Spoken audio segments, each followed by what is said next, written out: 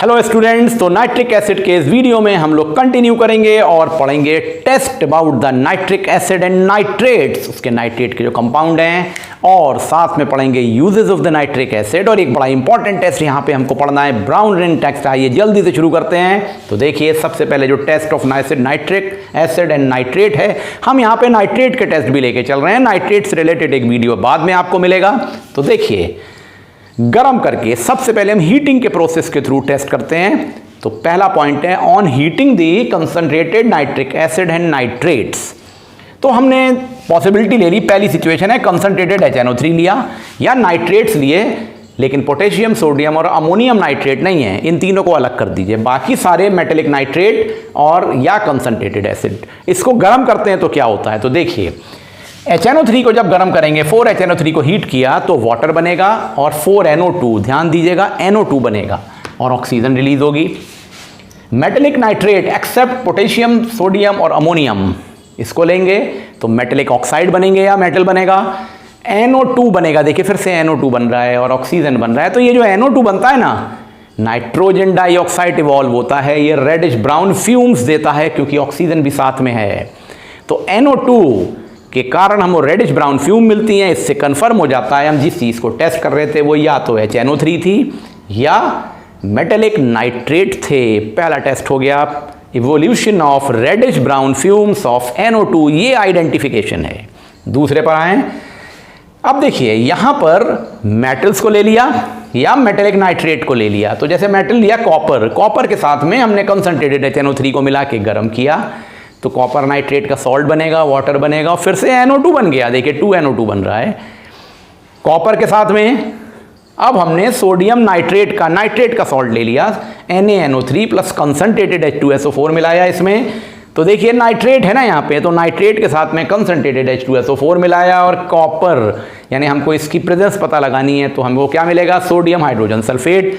Copper nitrate का blue colour का solution मिलेगा, सॉल्ट सोल्यूशन, और वाटर मिलेगा और NO2 बनेगा। तो यहाँ पे क्या होता है, दोनों ही सिचुएशन को आप देखें तो dense reddish brown fumes evolve होती हैं क्योंकि NO2 प्रेजेंट है, dense reddish brown fumes evolve होती हैं NO2 की। और दूसरी बात भी आती है, ये जो CuNO3 होल ट्वाइस है, इसका कलर ब्लू होता है और ये blue colour solution as it is रहता है, इसमें कोई चेंज नहीं आता है। तो इस तरह से आप गर्म करके नाइट्रिक एसिड या नाइट्रेट्स के सॉल्ट्स को पता लगा सकते हैं कि ये प्रेजेंट हैं कि नहीं गिवन कंपाउंड में, और ये उनका टेस्ट हो गया। और आइए अब पढ़ने जा रहे हैं हम लोग बड़ा important test, brown ring test. तो अब हम लोग देखेंगे बड़ा इंपॉर्टेंट टेस्ट जिसे कहते हैं brown ring test about the confirmation of the nitrates और डाइल्यूट HNO3। तो देखिए इसके लिए क्या करते हैं, इस एक एक करके स्टेप समझिएगा और ऑब्जर्वेशन पे आइएगा, फिर बाद में उसके रीजंस को डिस्कस करेंगे और केमिकल इक्वेशन को डिस्कस करेंगे।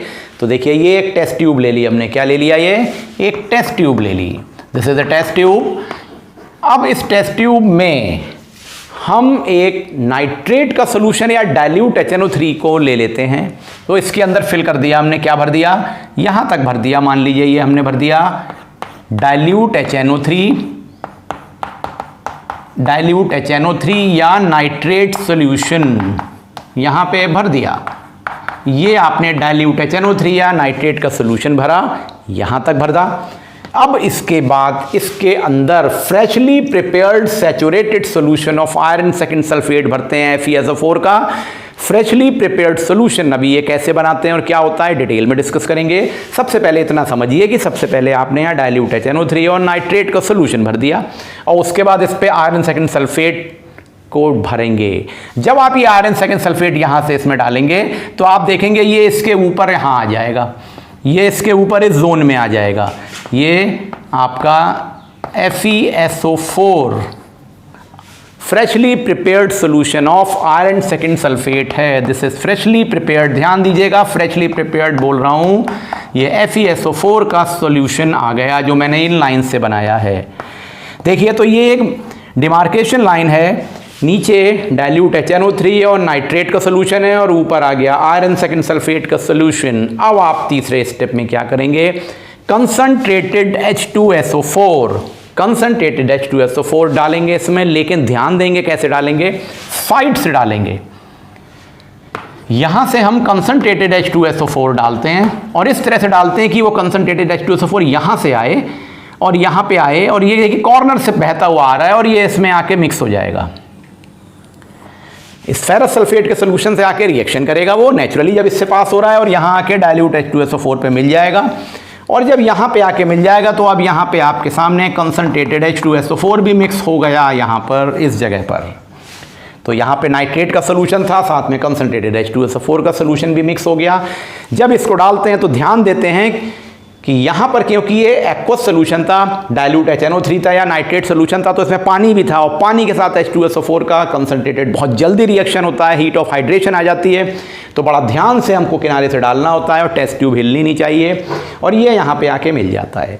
अब ये आपके सामने 2 लिक्विड तैयार हो गए और अब आप इस टेस्ट ट्यूब को रख देते हैं कूल होने के लिए, बाहर से पानी गिराते हैं थोड़ा सा इस पर, तो ये ठंडा होने लगता है। जब ये इसको रोक के सेटल कर देते हैं तो आप देखेंगे थोड़ी देर के बाद एक ब्राउन रिंग अपीयर होगी at the junction of 2 liquid. जो ये जंक्शन है ना, देखिए ये FeSO4 का सोल्यूशन है, फ्रेशली प्रिपेयर्ड आयरन सल्फेट और या नाइट्रेट और H2SO4 का सोल्यूशन है। यहां पर एक ब्राउन रिंग बन जाएगी, दिस जगह ये ब्राउन रिंग बनेगी, दिस इज ब्राउन रिंग। इस टेस्ट को हम कहते हैं brown ring test for nitrate and dilute HNO3। इसके कन्फर्मेशन के लिए हुआ ये। तो ये जो ब्राउन रिंग बनी इसने हमको कंफर्म कर दिया कि जो सोल्यूशन हमने लिया था वो नाइट्रेट का सोल्यूशन था या डाइल्यूट HNO3 था।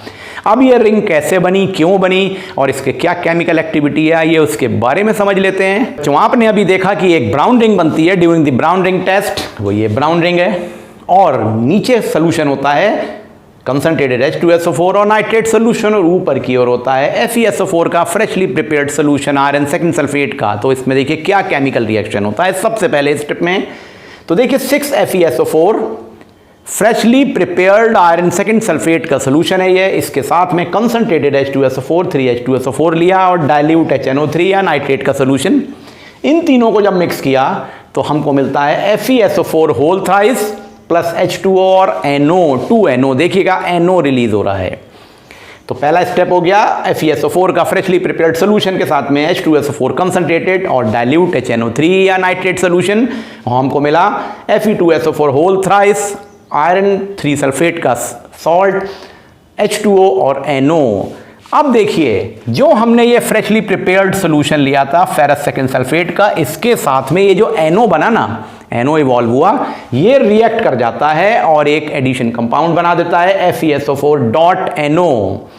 यही रिस्पॉन्सिबल है ब्राउन रिंग फॉर्मेशन के लिए। ये देखिए FeSO4.NO और इसका नाम होता है नाइट्रोसोफेरस सल्फेट।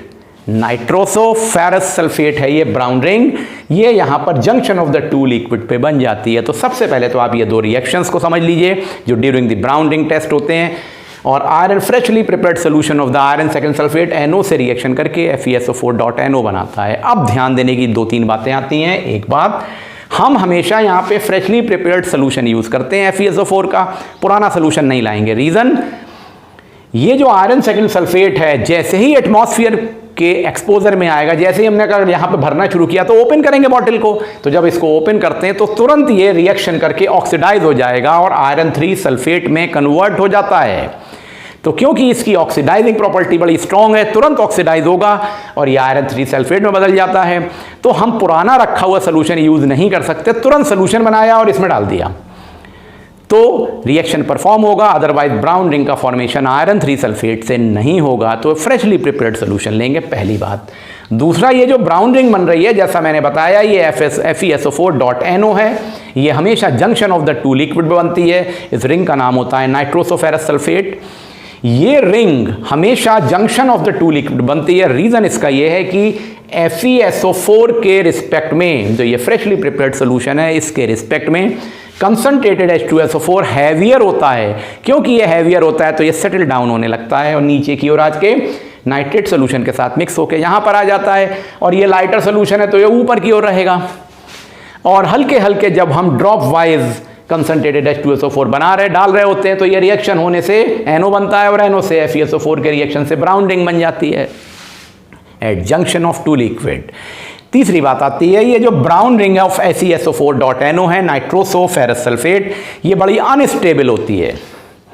क्या होता है, ये अनस्टेबल रिंग यहां बनती है। जब तक आपकी टेस्ट ट्यूब सीधी है तब तक ये जंक्शन पे रिएक्शन से ये रिंग बन रही है। जरा सा आपने टेस्ट ट्यूब को शेक कर दिया, हिला दिया, तो ये FeSO4.NO जो है ये रिंग है, ये डिसॉल्व होकर डिसअपियर हो जाएगी, क्योंकि कंसंट्रेटेड H2SO4 के साथ में वाटर का फर्दर रिएक्शन होगा और ये उसमें मिक्स होगा और हाइड्रेशन से हीट इवॉल्व होगी जो डिकम्पोज कर देगी ब्राउन रिंग को। तो यहाँ पर हमें ध्यान देने की बात होती है, क्योंकि कंसंट्रेटेड H2SO4 है और वाटर तो सोल्यूशन में होता ही है यहाँ पे नाइट्रेट के HNO3 डाइल्यूट में, तो हमको इस बात का ध्यान देना है कि ब्राउन रिंग कब बनेगी। जरा सा हिला देने पे ब्राउन रिंग डिकम्पोज हो जाएगी।